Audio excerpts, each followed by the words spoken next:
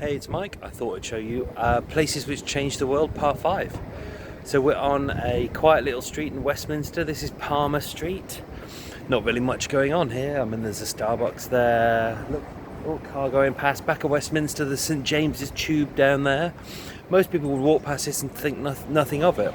But this building at Palmer Street, the right behind me, the kind of the red brick one, this was originally GCHQ, which is the government's communications headquarters. It's not there anymore. They've actually built a brand new one over in Cheltenham. It's huge. It's a big old donut. It's very high profile. It's hard to get into. But this was the original one. So during World War II, obviously, as you know,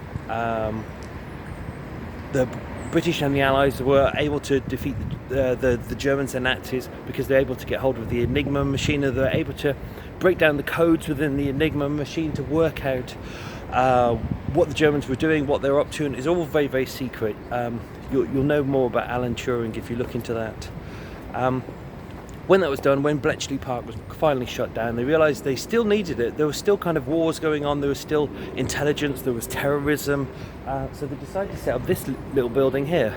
And it looks very innocuous, hasn't changed much since those days, but this was GCHQ. So since 1952, up until only a couple of years ago, this was where all of the kind of the government's intelligence gathering, MI5, MI6, all the terrorism, anything to do with wars, Cold War, Bosnia, terrorism, 7/7 bombings, everything kind of came through here. This was kind of, there's a lot of satellite offices around the country. They've just built a new one actually in Victoria, which is a little bit more high profile, but this was the original one. This was where all the information came from to do with the government and terrorism and anything that was going on.